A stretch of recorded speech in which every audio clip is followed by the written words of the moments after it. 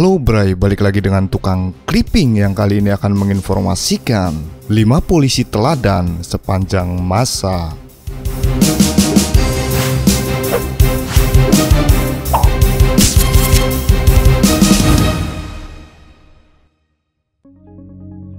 Polisi tengah mendapat sorotan dari masyarakat. Sejumlah jenderal dan perwira menengah dijerat kasus dugaan korupsi.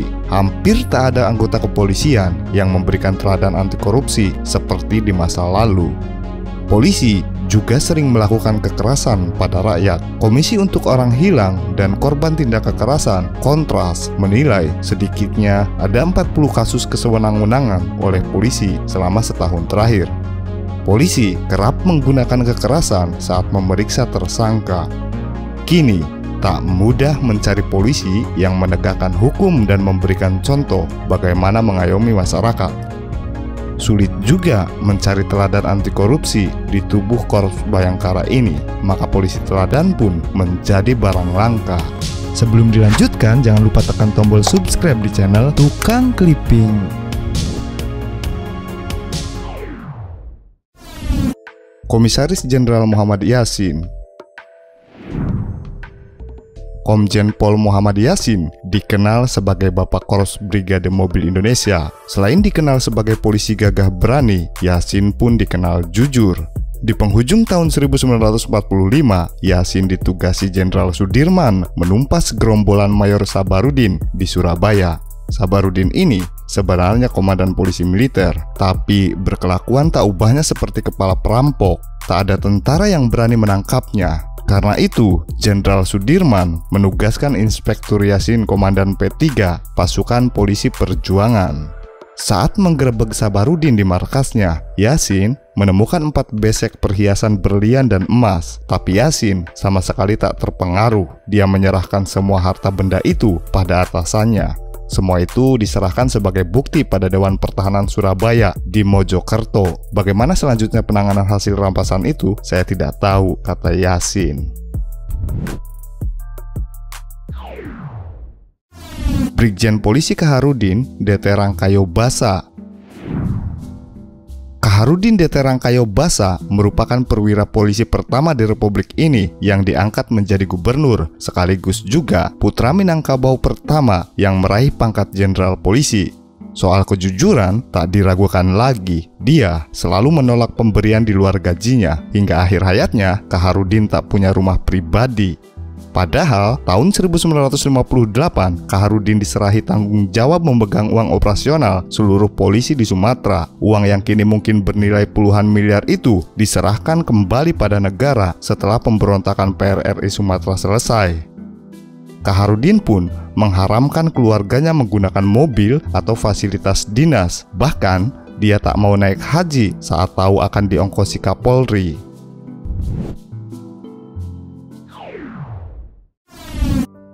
Jenderal Hugeng. Jenderal Hugeng menjabat sebagai Kapolri dari 9 Mei 1968 hingga 2 Oktober 1971. Sepanjang sejarah, Hugeng adalah polisi yang paling terkenal karena kejujurannya. Dia menolak segala bentuk suap dan hadiah. Saat menjabat Kepala Reserse di Medan, Hugeng melemparkan semua perabot mewah pemberian Raja Judi Medan. Dia juga membongkar praktik penyelundupan yang banyak dibackingi anggota polisi dan TNI. Hugeng tak segan turun tangan langsung mengatur lalu lintas. Dia selalu berada paling depan untuk pemberantasan korupsi. Bisnis bunga istrinya pun dimintanya tutup. Hugeng takut para pengusaha akan mencoba mendekati dirinya lewat bisnis bunga itu. Ketika pensiun, Hugeng tak punya mobil. Dia sempat dimusuhi Soeharto sehingga dikucilkan dari acara-acara kepolisian. Inspektur Polisi 1 Anwar Maksum. Inspektur Polisi 1 Anwar Maksum yang pernah menjabat wali kota Bukit Tinggi tahun 1960-1967. 7 tahun menjabat, kekayaan Anwar Maksum tak bertambah. Setelah tidak menjabat sebagai wali kota, Anwar kembali berdinas di kepolisian. Kondisi perekonomian saat itu memang sedang buruk. Sebagai polisi yang hanya mengandalkan gaji tanpa korupsi, Anwar kesulitan. Hartanya yang paling berharga, tanda pangkat balok dari emas, sudah dijualnya. Uangnya pun sudah habis untuk makan dan keperluan sehari-hari. Suatu hari, Anwar ingin merokok, tapi uang di sakunya benar-benar sudah habis. Dia pun meminjam uang pada anak buahnya yang bernama Ahmad Syah. Anak buahnya geleng-geleng melihat kondisi perekonomian bosnya yang jujur.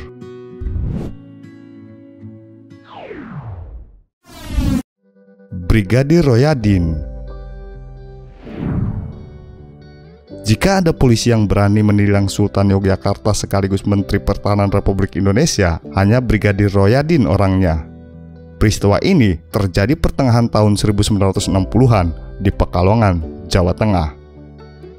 Saat itu, Sultan Hamengkubuwono IX mengemudikan mobilnya melawan arus. Mobil Sultan dihentikan oleh Brigadir Royadin yang berjaga. "Maaf, sinuwun terpaksa saya tilang," kata Royadin. Dengan tangan bergetar, Royadin membuatkan surat tilang. Ingin rasanya tidak memberikan surat itu, tapi dia sadar dia tidak boleh memberi dispensasi. Yang membuatnya sedikit tenang, tidak sepatah kata pun yang keluar dari mulut Sultan. Minta dispensasi, surat tilang diberikan, dan Sultan segera melaju. Atasan Royadin memarahi polisi rendahan itu saat tahu tindakan Royadin. Tapi penghargaan justru datang dari Sultan HB9 yang meminta Royadin pindah bertugas ke Yogyakarta. Sultan terkesan dengan integritas Royadin. Royadin menolak permintaan Sultan. Dia ingin tetap bertugas di Pekalongan.